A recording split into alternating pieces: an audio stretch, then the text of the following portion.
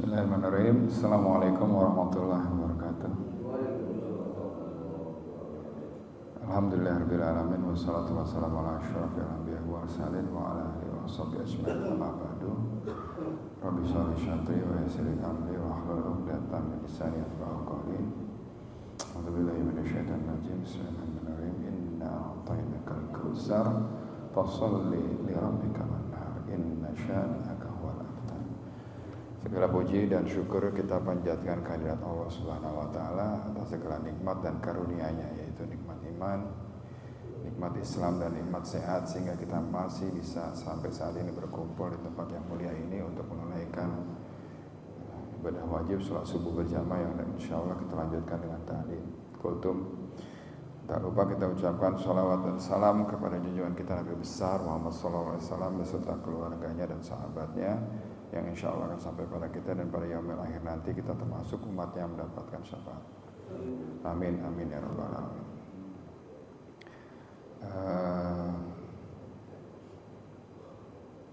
Kali ini yang saya akan share adalah beberapa waktu yang akan datang kita akan ketemu sama yang namanya Idul Adha, ya. Jadi kira-kira apa yang dapat kita petik dari pelajaran dari Idul Adha itu sendiri, yang mana di situ ada dua peristiwa penting, yaitu haji dan kurban. Jadi untuk perintah haji pada surat Ali Imran ayat yang 97 Allah berfirman, A'udzubillahi minasyaitonirrajim. Bismillahirrahmanirrahim. Fi ayatum bayyinatum maqamu Ibrahim wa man dakhalahu kana amina lilayana nabi hijul baiti man istata ilaihi sabiya wa man kafara fa inna laha ghaniyun anil alamin. Artinya, di dalamnya terdapat tanda-tanda yang jelas, di antaranya maqam Ibrahim. Siapa yang memasuki Baitullah maka amanlah dia.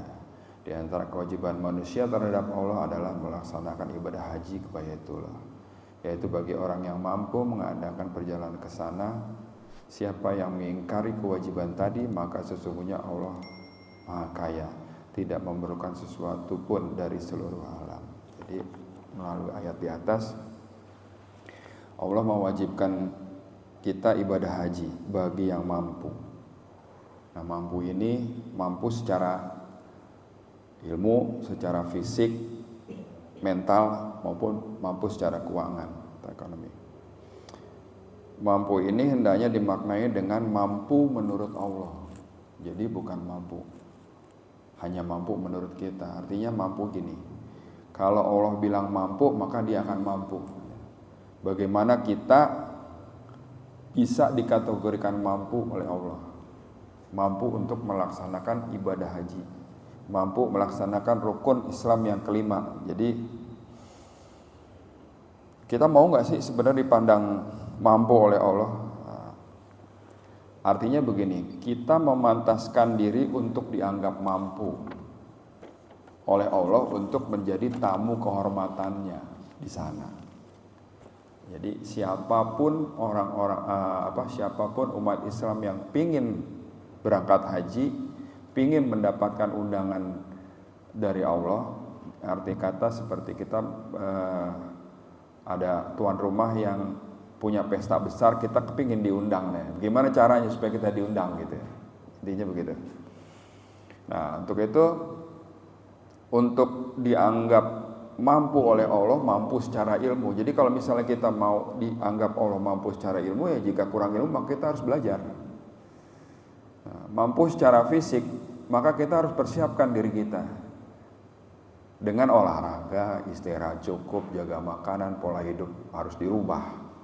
Jadi kalau misalnya ada dari bapak-bapak yang belum berangkat haji dan kepingin aja kan nggak cukup, ya kan? Kepingin nggak kita dibilang mampu oleh Allah dan mendapatkan undangan? Ini kita nih ada, misalnya ada satu tiket gitu. Siapa yang mau menjadi tamuku? Maka persiapkanlah diri kalian, ya gitu. Jadi yang disiapkan apa? Ilmunya disiapin, ilmu. Artinya kita kesana tuh mau ngapain gitu? Mau apa? Mau jalan-jalan doang kah? Gitu. Nah ini pentingnya banyak cari literasi tentang apa aja sih yang ada di sana gitu, dan ngapain kita gitu. Karena kalau menurut pengalaman saya begitu kita sampai di sana, begitu udah selesai tawaf sa'i gitu untuk pertama kali, habis itu udah apa namanya kegiatannya ya terserah masing-masing gitu. Jadi nggak dituntun terus kayak ada tour guide-nya gitu, enggak. Dan kalau misalnya reguler kan 40 hari. Itu benar-benar dilepas gitu. Nah, ketika kita dilepas seperti itu dan kita punya banyak ilmunya, maka kita tahu apa yang kita harus lakukan. Gitu. Jadi nggak sia-sia. Karena ada beberapa pengalaman yang saya alamin juga. Ada di dalam jamaah yang berangkat bareng saya juga, dia ke sana satu orang ini benar-benar siap, dia pol-polan Pak.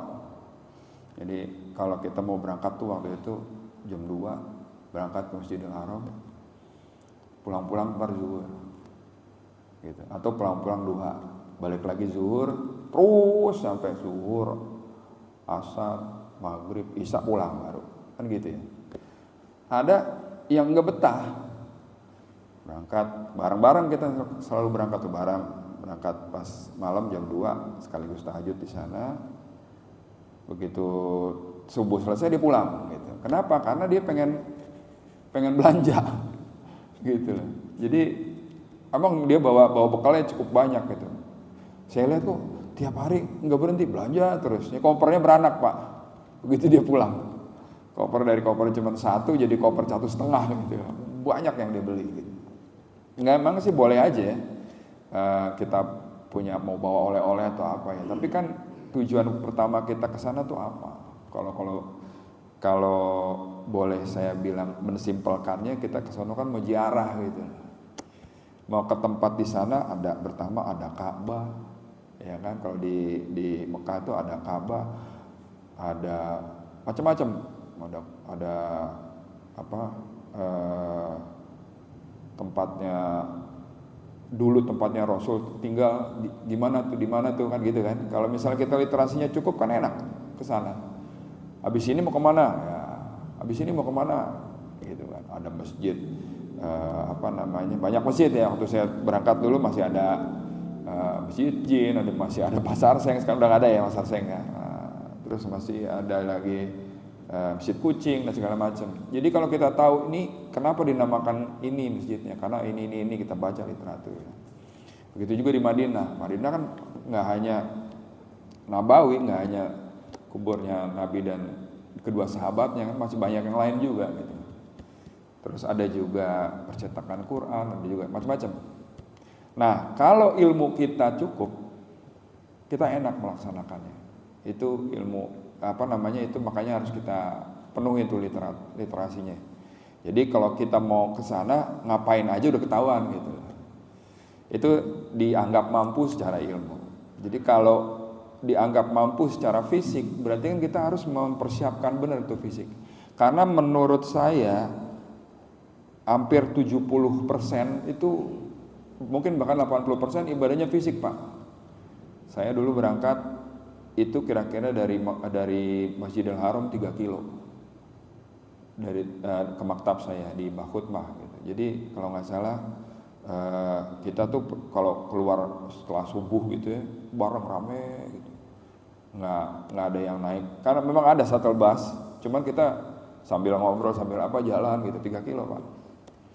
Ya mudah-mudahan tahun ini mah katanya lebih dekat lagi ya. Nah, ibadah fisik ya, sa'i, ada tawaf, ada wukuf, ada lontar jumroh segala macam, ada mabit di Musdalifah. Itu kalau fisiknya nggak kuat, waduh, bengek Pak, sakit-sakitan. Artinya apa? Kita ke sana tuh kebanyakan jalan kaki. Makanya saya lihat kemarin Pak Dito, Pak Is yang mau berangkat nih latihan di jalan kaki 2-3 kilo tiap hari. Nah, di samping olahraga juga, kedua istirahatnya cukup. Istirahat cukup, ketiga makannya dijaga. Artinya apa Pak? Jadi pengalaman saya tuh ada orang yang emang Indonesia banget gitu, dia nggak bisa makan selain makanan yang ke-Indonesiaan gitu. Jadi harus ada tempe, ada tahu. Di sana kan kagak ada Pak. Ya kan? Kita di sana disuguhin misalnya yang baunya daging semuanya, orang yang nggak suka daging kesian gitu, ya kan?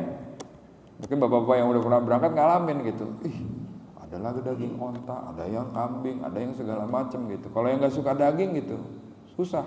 Atau misalnya nggak kuat makan daging karena apa? Giginya bermasalah misalnya gitu. Terus apa kiatnya supaya kita tetap sehat di sana gitu? Artinya apa? Ketika kita sampai sana disuguhkan itulah jamuan Allah pada kita. Jadi jangan pernah ditolak, gitu ya. Jadi waktu saya berangkat juga dibekelin sama KBIH saya, Pak, Bapak udah daftar sekarang, ini manajemen Allah. Artinya apa? Orang yang udah sampai di Bandara King Abdul Aziz aja bisa pulang lagi, gitu. Atau masuk ke Mekah tapi masuk ke rumah sakit, nggak keluar, ya nyampe wukuf nanti. Ada yang begitu Pak. Terus dia bilang, ini manajemen Allah. Siapapun yang udah daftar, tandanya dia udah keundang. Tapi the real undangan ketika apa? Ketika kita nyampe di sana kita bisa ibadah menurut apa yang harus dilakukan. Gitu. Ya bisa tawaf, bisa sa'i, bisa segala macam gitu. Nah, itu undangan. Dan semua yang ada di sana adalah tamunya Allah. Jadi jangan pernah sekali-sekali Pak kita berbuat yang merugikan sesama tamu Allah gitu. Ya, karena banyak tuh pengen nyium aja raswat, sikut-sikutan, ya kan? Nah itu jangan. Gitu. Dan kita di sana juga benar-benar dicoba dengan hati kita supaya kita sabar. Kenapa? Karena namanya ngantri kamar mandi, ya kan? Segala macam, ngantri makanan kadang, rebut-rebutan. Dan saya agak sedikit malu sama orang-orang kita kalau yang begitu Pak, yang begitu dibagiin secara gratis gitu ya, makanan itu berebutan. Sementara yang lain rapi. Begitu teriak-teriak lagi, Masya Allah.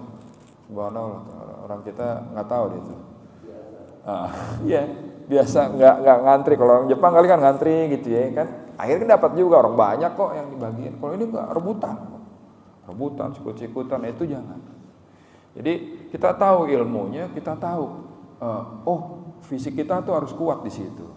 Yang selanjutnya mental kita juga harus kuat. Jadi gimana mempersiapkan mental? Ya itu tadi, kalau misalnya kita punya keinginan di sono nggak sesuai sama kita, ya kan? Ada yang mensikapi dengan diem aja, ada yang mensikapi ngomel-ngomel Pak. Saya ketemu tuh sama orang yang siapa aja diberantemin Pak, ada begitu. Yes, kalau ada orang bilang yang udah pernah berangkat ke sana bilang, lu kalau di sana sifat asli keluar semua, itu, ya sifat asli keluar semua, gitu. Nah kita mesti tahan, gitu. Mental kita kedukuhan, ya. Nggak cuma itu, saya waktu itu berangkat sama pasangan saya, sama istri saya, ada aja di antara kita tuh ada aja gitu. Tapi di situ karena kita dibekalin cukup banyak di Indonesianya dibekalin. Kalau nanti terjadi apapun di sana gitu ya, apa itu masalah, ya biasanya kan ribut-ribut kecil kan biasa ya. Tapi kalau di sana kan semuanya tamu Allah gitu. Makanya Pak Ustadz Rohmat juga udah pernah kasih tahu kita bahwasanya di sana tuh jangan berkata kotor, jangan bertengkar, dijelas itu di Quran dijelas gitu. Kenapa? Ya itu dia. Kalau misalnya kita jangankan dilakukan secara langsung gitu. Ya, di dalam hati kecil aja ada efeknya gitu Pak. Ya. Nah itu. Jadi mampu secara fisik, secara mental, secara ilmu dan secara keuangan. Sekarang gini Pak, saya benar-benar mau berangkat Pak, tapi gimana Pak? Saya uangnya nggak cukup gitu.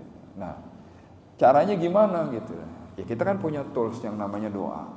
Jadi setelah kita usaha, kita doa, kita kuatin, kita punya keinginan bahwasanya kita mau berangkat, kita mau jadi tamu Allah, kita mau Kita memantaskan diri untuk menjadi tamunya Allah. Gimana caranya? Saya pengen, ya kalau cuma pengen doang selesai. Tapi kalau boleh mendaftar gitu. Ya, kalau ada uang daftar, kalau belum ada ya nabung dulu gitu. Kan banyak tuh sekarang ada tabungan haji. Begitu kita udah daftar atau kita udah nabung, minimal kaki kita separuh udah di dalam tuh Pak. Anggap aja begitu. Jadi kalau misalnya kita pengen doang, tapi nggak ada actionnya, nah itu belum bisa dianggap memantaskan. Kita pantas nggak sih? Kita nggak punya uang nih, kita pantas nggak sih ditolong Allah untuk supaya menjadi tamunya Dia? Untuk kita kurang nih uang nih, kita tambahin uang, dikasih uang sama Allah gitu misalnya. Kasih rezeki yang banyak gitu. Gimana sih caranya gitu? Ya, kita memantaskan diri untuk bisa ditolong Allah untuk jadi tamunya. Gitu. Ya nabung, ya doa, ya segala macam. Nah, yang terakhir adalah udah cukup secara keuangan juga, kita bisa nabung, kita bisa menyisihkan pendapatan kita lah ya. Dan untuk masalah biaya untuk berangkat ke sana Pak, kemarin Pak Dito cerita sama saya tuh blank, nggak tahu nih buat nambahin. Kan kita begitu udah setor kita ada tuh ya pelunasan biaya haji sekian gitu. Pak Dito cerita, saya tuh blank, hampir saja saya nggak mau berangkat. Kenapa ya? Itu tadi tambahannya cukup besar. Tapi Allah kasih mampu. Kenapa? Karena dia udah kepilih tuh jadi tamunya.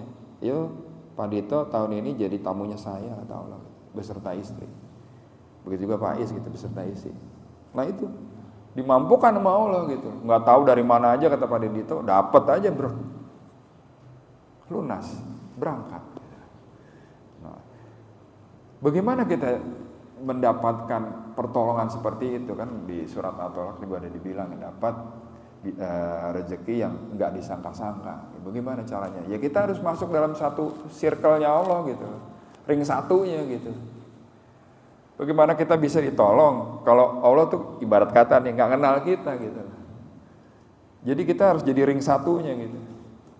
Ya kan? Bagaimana caranya jadi ring satu? Ya itu tadi amalannya nggak cuma wajib doang, sunnah dikerjain, apapun dikerjain. Mau tahajud, mau sedekah, mau baca Quran, mau tadabbur Quran, mau segala macam. Untuk kita bisa dilihat mau Allah ini nyala nih.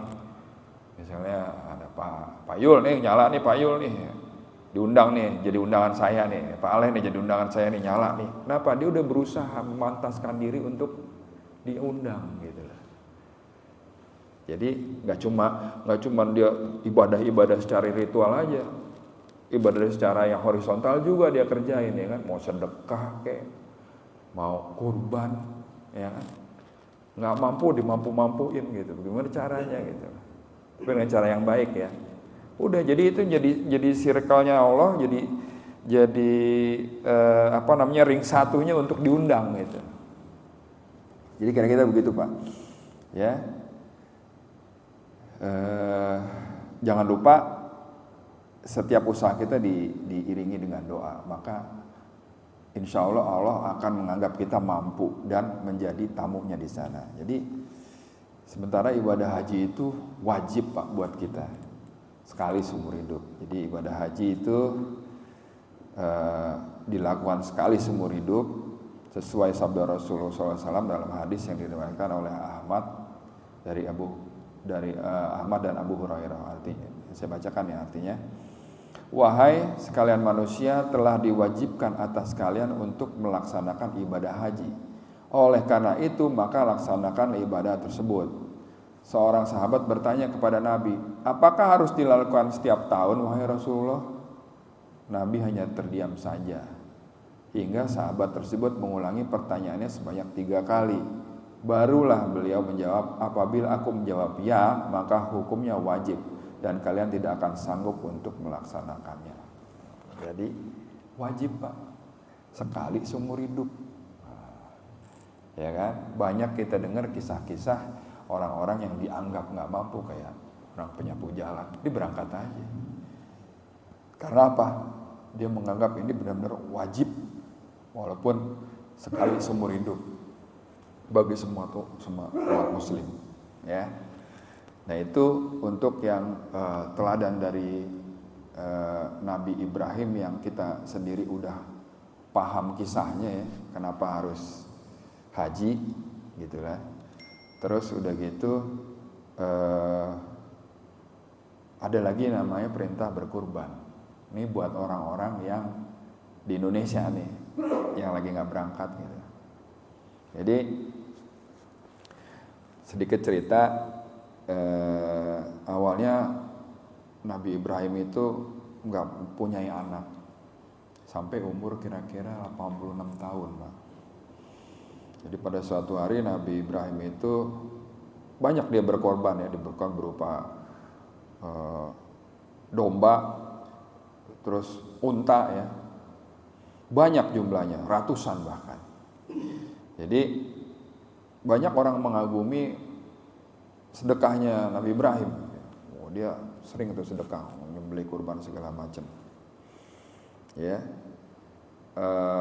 terus sampai malaikat pun mengagumi atas kurbannya dia gitu. Karena banyak banget, domba ya banyak yang dikurbanin, ontanya juga banyak, ratusan. Terus dia bilang apa? Nah, Ibrahim bilang gini, korban sejumlah itu bagiku belum apa-apa. Demi Allah, seandainya aku memiliki anak lelaki, pasti akan aku sembelih karena Allah dan akan aku korbankan kepadanya. Ya, dia najar tuh.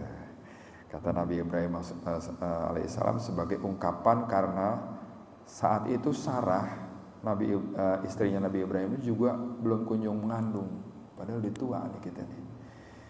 Terus akhirnya berjalannya waktu, Sarah menyarankan Ibrahim untuk menikahi Hajar.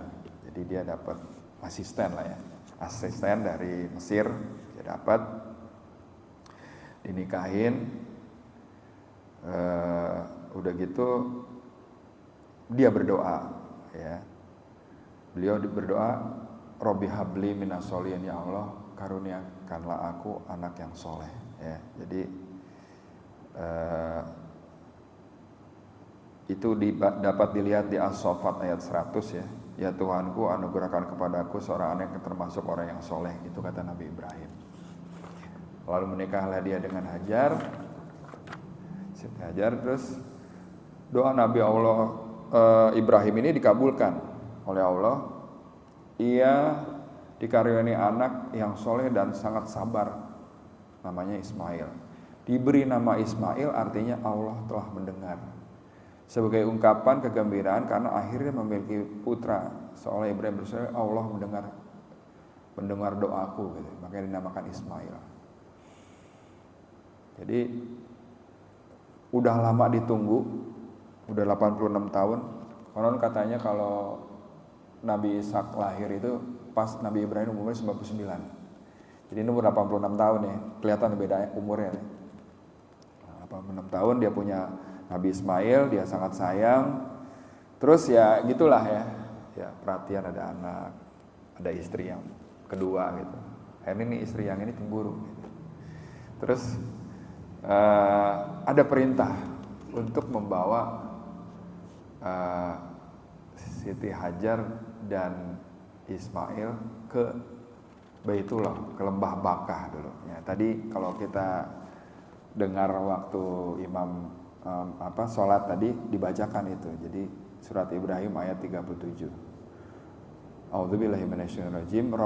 Rabbana ini askantu min dzurriyyatin biwadi ghairi zizar inda baitika muharram. Rabbana liqimus sholata faj'al afidatan minan nas tahwi ilaihim warzuqhum minas samarati la'allahum yashkurun. Yang artinya, ya Tuhan kami, sesungguhnya aku telah menempatkan sebagian keturunanku di lembah yang tidak mempunyai tanam-tanaman di dekat rumah Engkau, Baitullah yang dihormati. Ya Tuhan kami, yang demikian itu agar mereka mendirikan sholat, maka jadikanlah hati sebagai manusia cenderung kepada mereka dan beri rezekilah mereka dari buah-buahan, mudah-mudahan mereka bersyukur. Nah, ini lewat doa ini, itu waktu misalnya Nabi Allah Ibrahim itu menempatkan Siti Hajar, Bu, kamu tinggal di sini ya. Dan saat itu nggak ada tumbuhan, nggak ada pegersang, Pak. Nah, Kalau sekarang kali ngamuk kayak bini kita, kalau ibu kamu tinggal di sini sama anak, saya pergi balik lagi ke Palestina, pasti ngamuk ya. Tapi kenapa kok bisa ditinggalin sama anak yang baru masih kecil, masih disusuin di lembah yang nggak ada penghuninya, gersang, nggak ada tumbuhan juga. Ya kan, kita sebagai orang normal begitu kita tinggalin istri kita begitu, kita kan iya nggak tega juga ya. Tapi kenapa dia bisa? Karena Nabi Ibrahim dan Siti Hajar itu orang spesial. Juga Nabi Ismail orang spesial juga, nggak sama sama ordinary people. Itu extraordinary people orang-orang itu. Kenapa? Karena dia selanjutnya akan menjadi panutan dan jadi contoh, role model buat kita semua. Even buat Rasulullah SAW, Nabi Allah Ibrahim itu agamanya turun terus ke kita kan, itu bapak tauhid gitu. Ajaran dia tuh dibawa terus. Nah orangnya seperti apa? Orangnya itu. Sampai Siti Hajar nanya, nih kamu ninggalin saya di sini sama anak baru lahir begini, pengenan kamu apa perintah Allah? Itu diabadikan juga di Quran, saya lupa suratnya. Katanya, ya ini perintah Allah. Ya kalau udah perintah Allah ya udah. Karena Nabi Allah Ibrahim sama Siti Hajar itu dua orang yang sangat meyakini bahwasanya Allah nggak akan menyia-nyiakan umatnya yang istilahnya sangat mengikuti apa anjurannya. Nggak bakalan disia-siain gue. Nih, gue di sini nih tempat gersang nih katanya. Pasti ada maksud Allah nih. Ya udah, kalau ini memang perintah Allah, laksanakan. Cabut gitu. Dan seperti kita ketahui dengan air susu udah mulai kering ya, karena asupan juga nggak ada. Terus cari air, ya kan? 2 bukit Safa Marwah, air jadi ritual sa'i. Itu menandakan apa? Melambangkan usaha. Jadi apa-apa tuh nggak ada yang instan, pasti ada usahanya. Ya, sa'i, lari Safa Marwah, akhirnya ketemunya ngelihat di kakinya Nabi Allah Ismail tuh ada air muncul gitu. Zam keluar airnya muncul. Lama-lama jadi sumur di situ, Pak. Dari air itulah kehidupannya di Mekah itu udah mulai. Jadi kita lihat deh. Padang tandus, ya kan, padang pasir tandus, tiba-tiba ada oase. Pasti di sekitar oase itu hijau. Artinya apa? Dari air itu muncul kehidupan. Nah, di Quran juga dibilang begitu. Dari air nih, maka akan aku tumbuhkan tumbuhan-tumbuhan, kata Allah begitu. Dari air ini juga dia jadi sumur, jadi penguasa sumur. Itu Siti Hajar dan Nabi Allah Ismail. Akhirnya apa? Banyak orang-orang yang safar lewat situ mampir untuk sekedar ngambil air. Lama-lama ngetop tempat itu. Akhirnya banyak orang yang tinggal di sekitar situ. Akhirnya jadilah satu kota.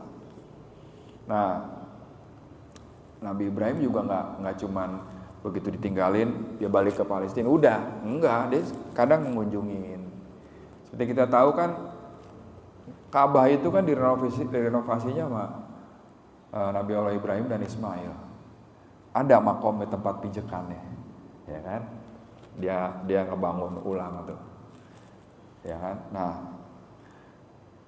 artinya dia nggak ninggalin gitu aja. Kadang disambangin, balik lagi Palestina, sambangin lagi, balik lagi. Sambil nyambangin diajarin Nabi Ismail untuk segala macam. Jadi merupakan bapak yang bertanggung jawab juga, Pak, sama anaknya. Gitu. Jadi nggak diler-ler begitu aja. Sampai pada satu saat Nabi Ibrahim itu diminta nazarnya gitu. Jadi sampai kira-kira Nabi Ismail itu umurnya remaja ya, 13 tahun lah. Ada yang bilang 7 tahun ya. Nabi Ibrahim itu bermimpi 3 kali berturut-turut. Jadi ini yang dinamakan mimpi malam tarwiyah.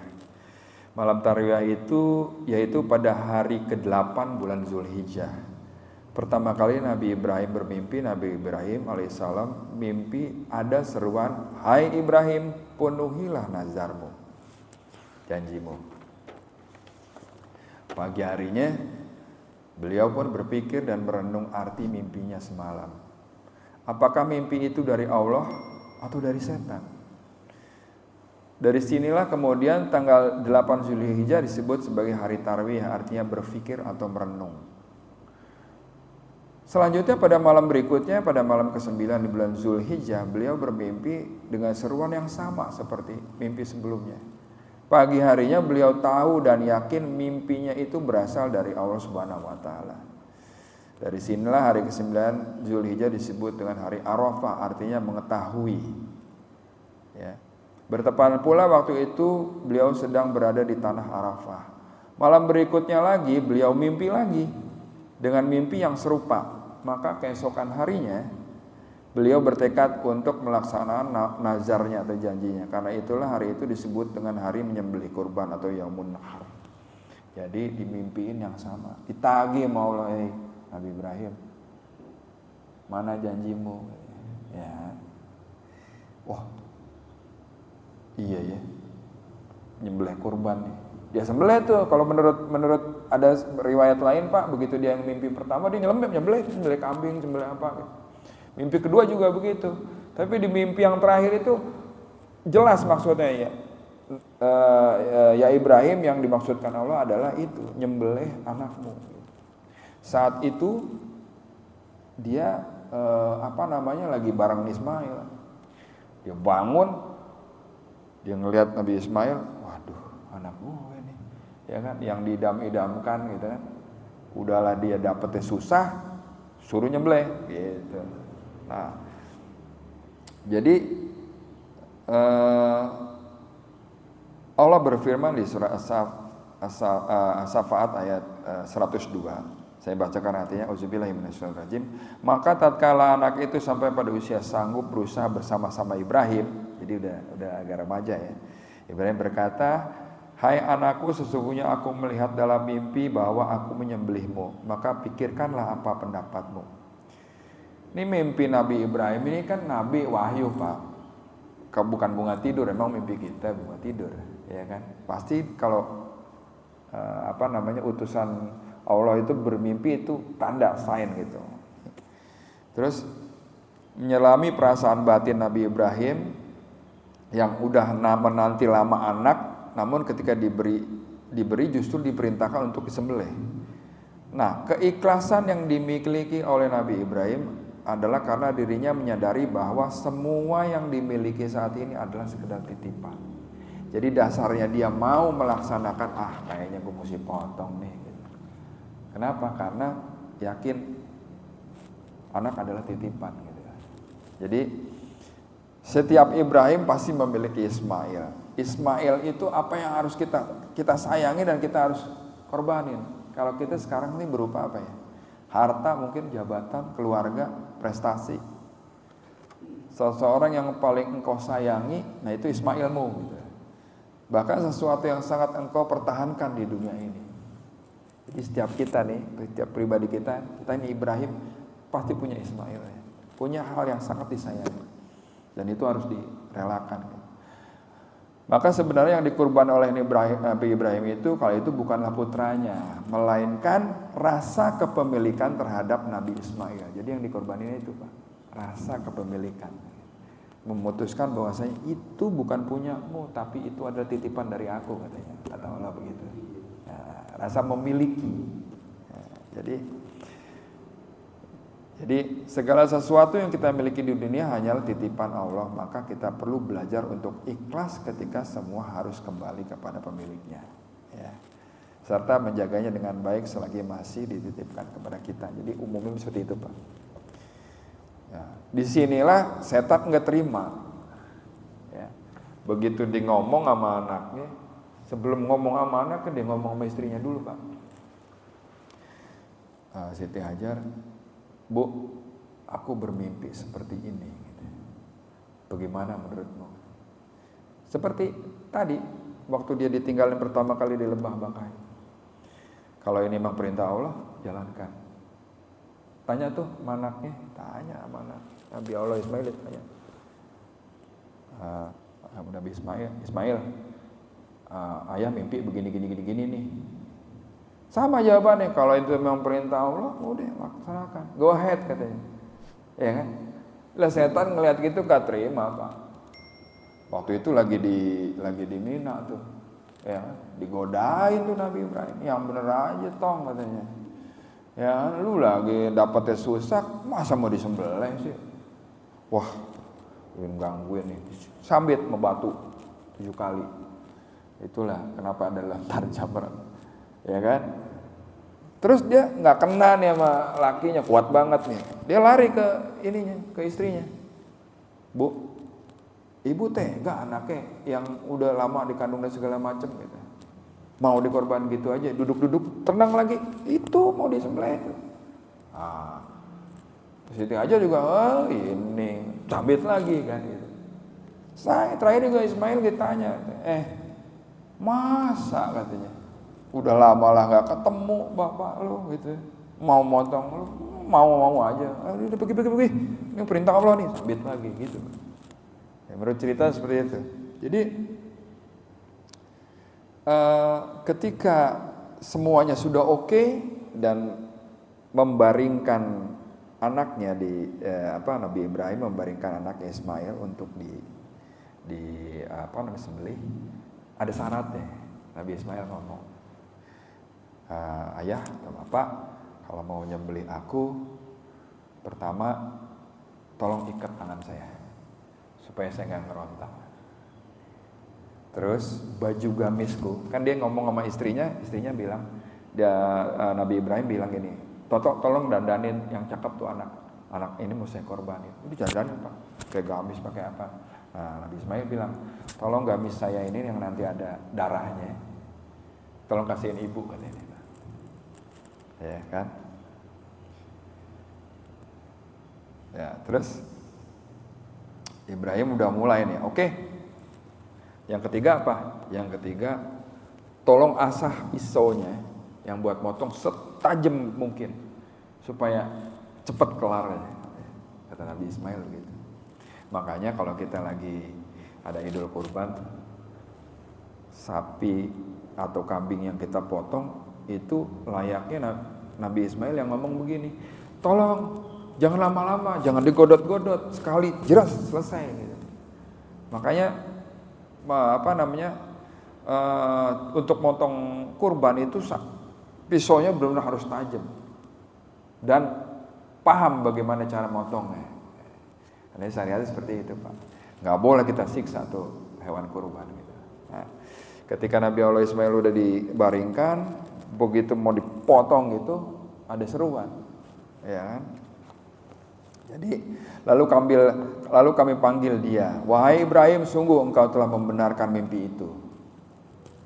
Sungguh demikian kami memberi balasan kepada orang-orang yang berbuat baik. Sesungguhnya ini benar-benar suatu ujian yang nyata dan kami tebus anak itu dengan seekor sembelihan yang besar. Jadi enggak tiba-tiba begitu mau dipotong, twing jadi kambing gitu, enggak.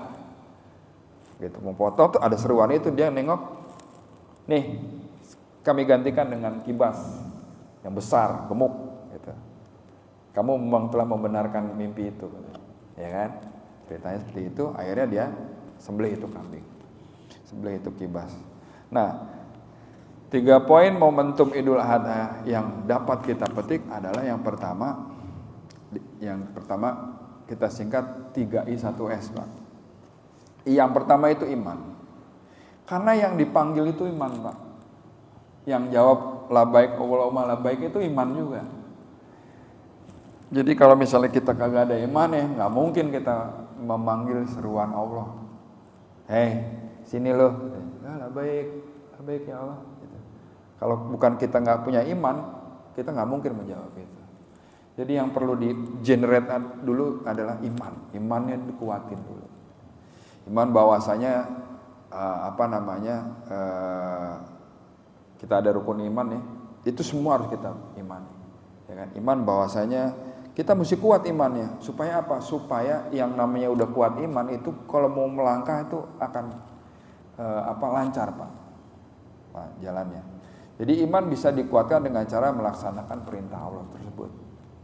Ya, disuruh apa? Ikutin. Disuruh apa? Ikutin. Dilarang apa? Ikutin. Nah, itu untuk melatih iman.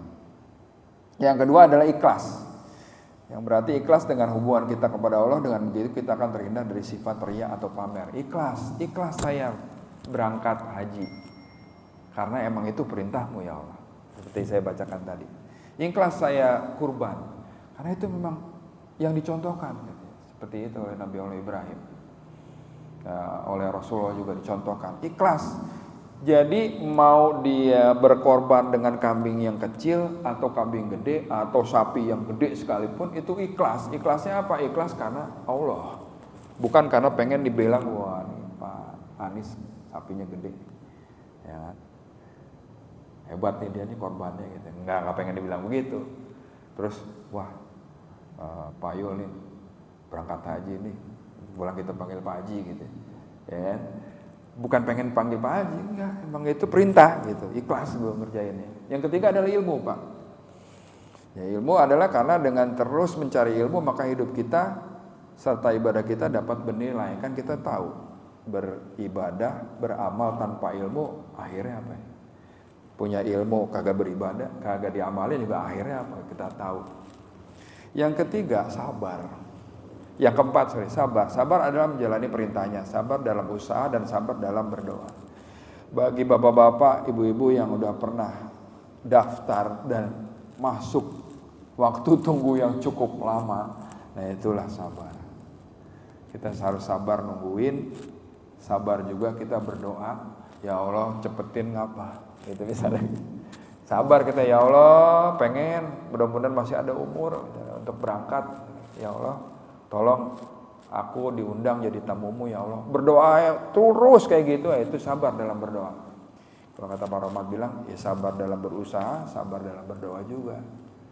Gitu. Karena nggak menutup kemungkinan Pak, kita kan yang namanya ibadah haji ini tambah terus kuotanya. Ya kan?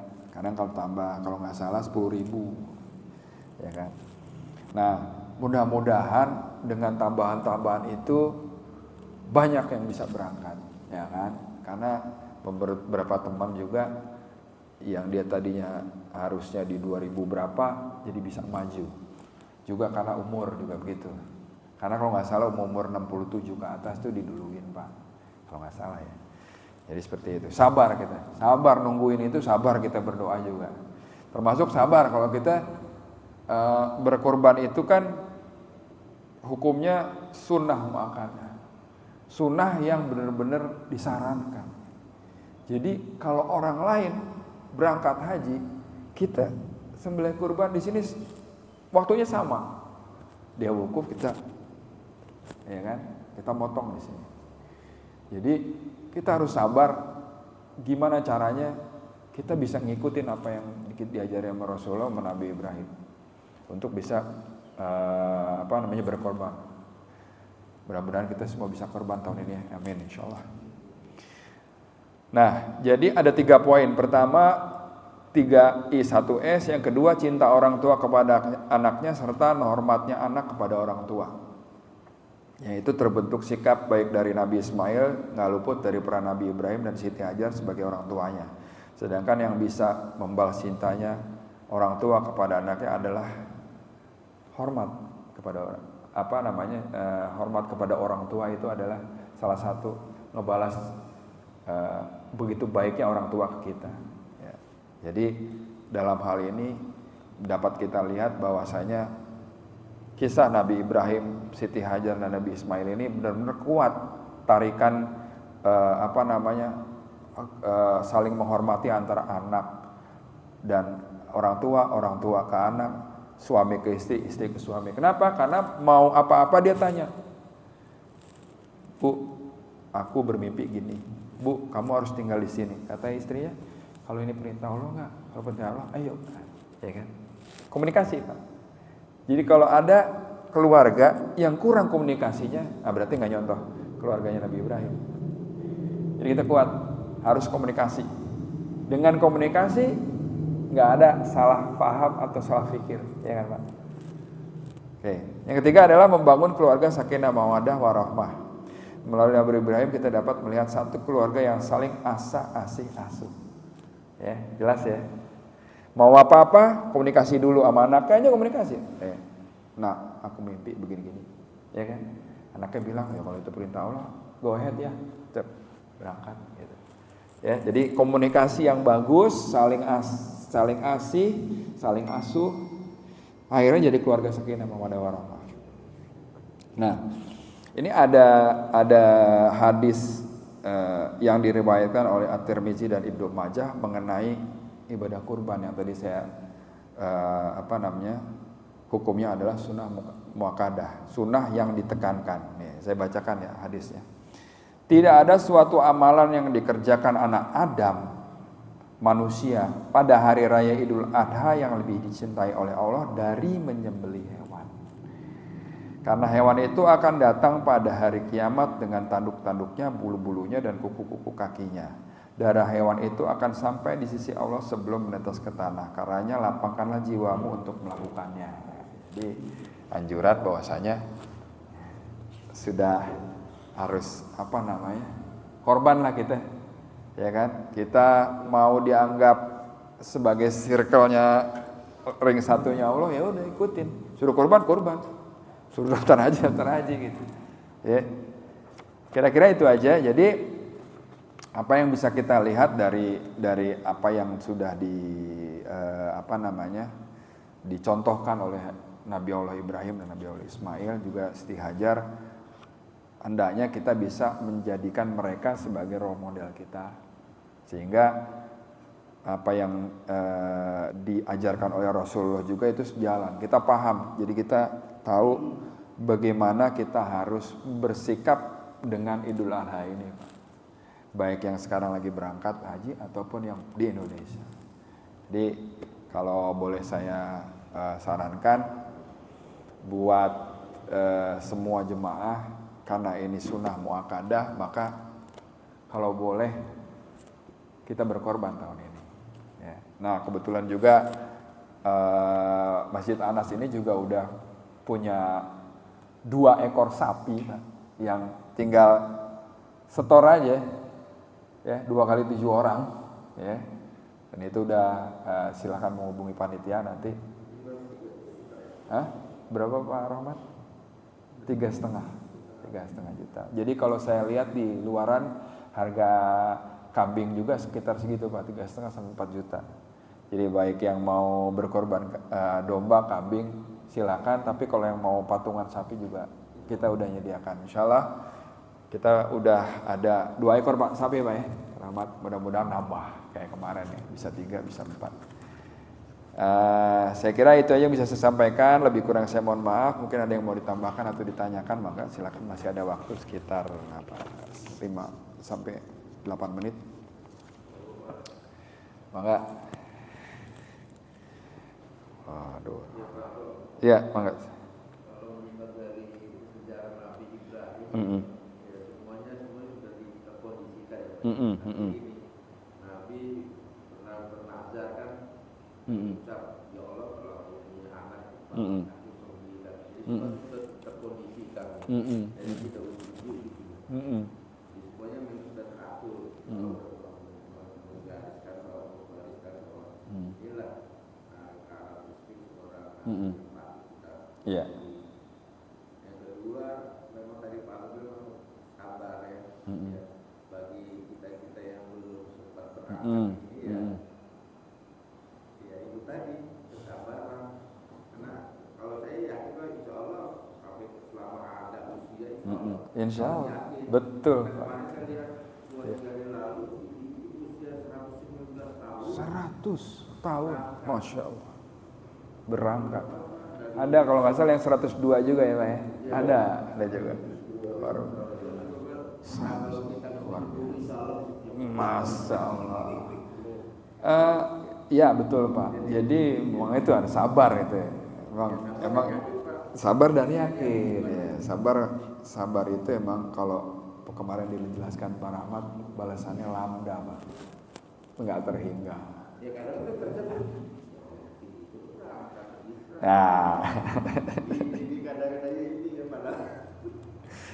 Karena tadi Pak harus ikhlas juga.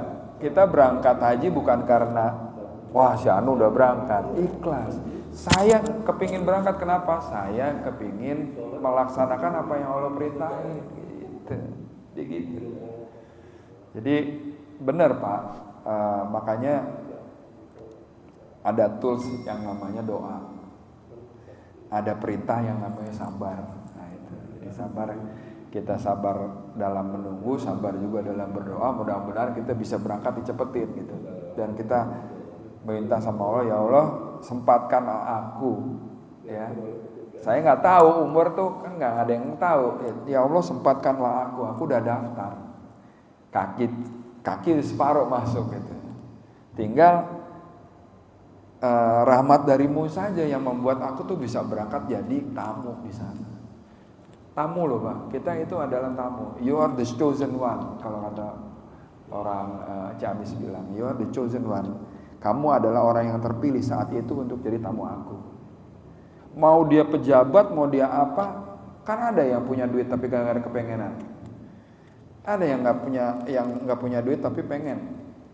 Ada yang punya duit tapi nggak sanggup fisiknya, ya kan? Ada yang begitu. Dan kita pingin termasuk yang mampu, sanggup, punya duit, fisiknya oke. Ya gitu, lah. Mintanya ya Allah, minta yang lengkap gitu. Kalau emang kita, nah niatan yang kuat, kalau orang Tegal bilang bancleng, ya Allah, aku mohon aku jadi tamumu di sana untuk melaksanakan ibadah haji. Itu insya Allah talinya udah nyampe. Kalau orang boleh bilang afirmasi ngebayangin, ngelihat Ka'bah, ngelihat gimana Nabawi, ya Allah bayangin gitu. Ya Allah keundang kok, sabar aja gitu. Jadi kalau kata Pak Sot bilang, kalau ada orang yang baru pulang dari Tanah Suci, dia pasti datang, dengerin ceritanya, dengerin vibe-nya. Nah, gimana sih auranya di sono gitu. Itu juga melatih kita, Pak. Ada orang mau berangkat, kita datangin, ya Allah tolong dong. Nah, kayak kemarin saya nulis doa, Pak Dito tolong bawain nih doa terbaca di sono ya. Gitu. Saya minta doa sini, doa juga buat jamaah, gitu Pak. Jadi mau orang berangkat kita datang, pas dia pulang kita datang juga, kita tanya bagaimana pengalamannya, bagaimana situasinya. Kenapa? Karena itulah yang bisa melatih kita untuk bancleng tadi. Pengen berangkat gitu. Insya Allah berangkat gitu. Jadi gambaran jelas ya Pak. Jelas. Kalau saya mau naik tangga, saya harus sering-sering dekat program. Itu. Oh, biar rajin Pak. Ya, gitu. Menjadi circle-nya Allah gitu. Iya. Lo mau naik jabatan, kerja nggak pernah beres kan gitu. Ya, mau jabatan kan kerja beres terus, dikasih tugas apa dikerjain beres. Wah nih buat anak ini nih jadi andalan nih kan gitu. Itu masuk tuh circle-nya Allah tuh, masuk tuh ring satunya. Jadi kita kelihatan terus. Ketika ada sesuatu yang baik yang diinget di duluan gitu. Ada cerita Pak, seorang polisi. Orang polisi, kita tahu ya pendapatannya polisi berapa. Ini polisi yang biasa-biasa aja, bukan perwira Pak. Saat Imam Sudes datang, kebetulan dia yang disuruh didampingin sebagai polisinya itu di dalam satu mobil sama dia, sama penerjemahnya. Imam Sudes nanya, Anda udah berangkat haji belum? Wah belum ya. Itu ya Tuhan belum berangkat. Ditanya, ente pengen gak? Ya pengen lah katanya. Besok berangkat Pak, besoknya Pak, undangan Imam Sudes yang undang. Berangkat dia, kagak pakai nabung, kagak pakai apa, yang dia cuma punya niat tuh, dia bancleng, dia kuat. Allah ngelihat nyala nih anak nih comot, pakai acara apa aja gitu.